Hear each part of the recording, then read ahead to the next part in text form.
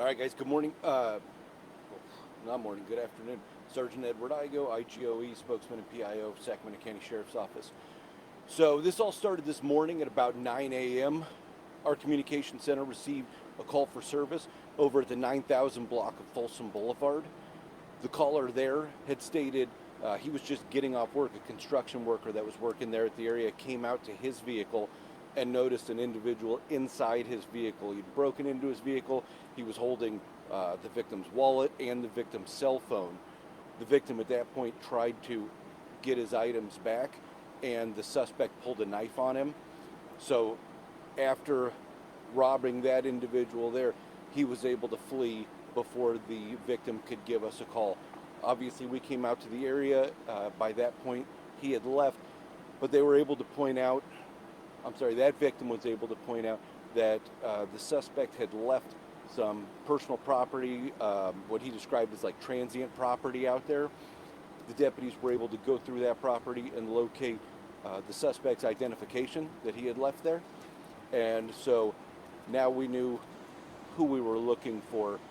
Fast forward to about 10:20 this morning, our communication center received another call of a burglary in progress that was occurring over the 2600 block of Mackinac Way, which is just about 5 streets to our west there. And that caller came home to find an individual had broken into his home. Not only that, but that suspect had the homeowner's handgun in his hand. So the suspect now pointing the firearm at the homeowner several times, threatening his life as he continued to steal items from the homeowner. Fortunately, the homeowner was able to run from the scene and get assistance, calling 911. Luckily, we had deputies in the area that were able to come up, and as they started approaching Mackinac to the dispatch location, neighbors were outside pointing them down Grayling Way, which is the road right here behind us. So our deputies came down Grayling, were able to locate an individual that matched that description from not only this homeowner, but that matched the description from the earlier robbery that occurred. Deputies tried to stop that individual and noticed that he had the stolen handgun still in his hand. Again, as they're continuing down Grayling this entire way, they're trying to get him to stop. He's refusing to stop. He ends up turning here onto Barracuda behind us. At the end here is a cul-de-sac and a gate. He was able to get all the way up to the gate, ditched his bike. The bike also was stolen from the residence here, and squeezed through the gate into the parking lot behind. That parking lot goes directly behind the large shopping center parking lot here, obviously with several people out here. So they followed him. He ended up going all the way to the fence line where he stopped, turned around and faced them, holding the gun down by his side. Our deputies tried to get him to drop the firearm several times. He refused. A lot of yelling ensued, and he finally raised up the firearm toward the deputies, which initiated an officer-involved shooting. The suspect was struck. Deputies were able to detain him and immediately start medical aid on him, which included a chest seal and a tourniquet as they awaited fire's arrival. He was transported to a local area hospital where he currently is, still alive in unknown condition at this time. No deputies were injured. And as you can see behind me, obviously, this is an active and ongoing investigation. How many times was the suspect shot? So, unknown how many times he was shot at this point. It's too early to tell. Obviously, part of the debrief here will be a round count to see how many times deputies did fire and how many times he was struck. We'll learn that information from the hospital. Yes, at the end of this cul-de-sac is a parking lot. It is separated by a chain link fence from the retail establishment over here, and he was in that parking lot here. How many deputies have been fired? One deputy shot. And was it the sheriff or Rancho Cordova, and there's 2 agencies on this, so can you explain a little more about that? Yes, so it was sheriff's office personnel. As you guys are well aware, obviously we have the contract with Rancho Cordova Police as well, but it was a uniformed sheriff's department personnel that fired on us. Can you share the suspect's identity? Not at this time, determining essentially how his medical aid is going to go. We have to stand by on that. I can tell you it's an adult male. Did he have residence with his neighbor, or was he a transient? He was described as a transient. He had indicia of being a transient with the stuff that he left at the original robbery scene. But at this time, they'll be looking into that as part of the investigation. So I can't tell you specifically whether or not he was a transient here in Sacramento County.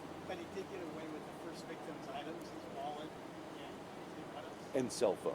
So, I don't know if you can tell us this, was it found on that person?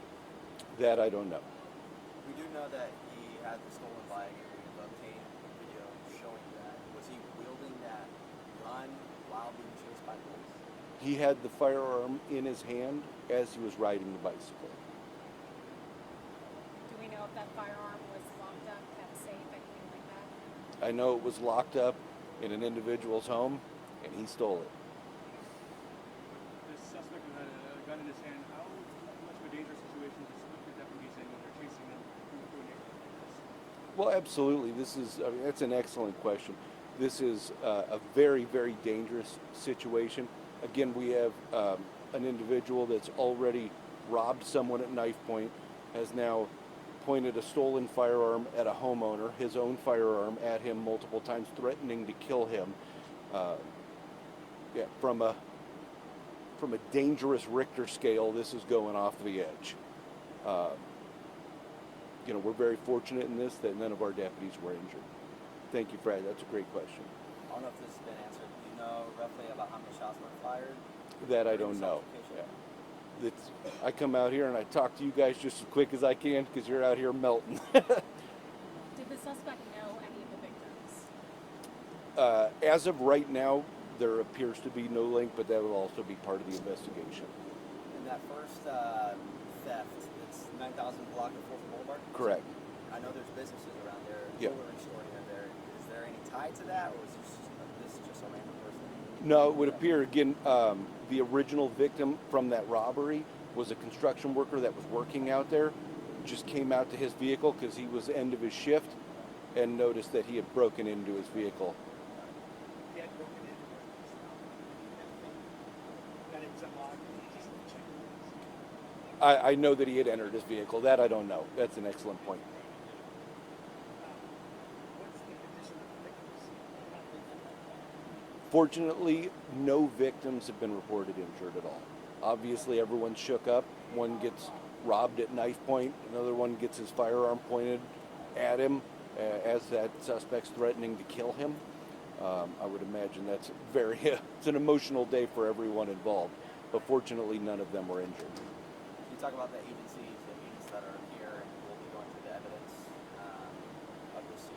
Yeah, absolutely. So obviously we have sheriff's office personnel that are here.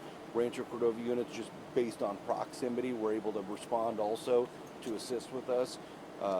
And as of right now, obviously our crime scene investigators, our CSI are on scene, as well as our homicide detectives. So they'll be working the bulk of the investigation. And that's also paralleled by an investigation by the DA's office, who also has investigators here. And that's standard practice for any of our officer-involved shootings. The DA's obviously taking the lead on this investigation. I'm sorry? You said DA's office also involved in this investigation? Correct. So our homicide will take primary on the investigation, and then the DA's office runs a parallel investigation as well, which is standard practice for any officer-involved shooting that we have. And what happens to the officer? So that officer was obviously taken and will be debriefed. Our standard practice now is that he'll be on paid leave pending the outcome of this investigation. You got a license plate? No, let him take me out. That's the only way I'm going to get a day off, let's be honest. All right. Done? I think so. He's good? Yeah. All right.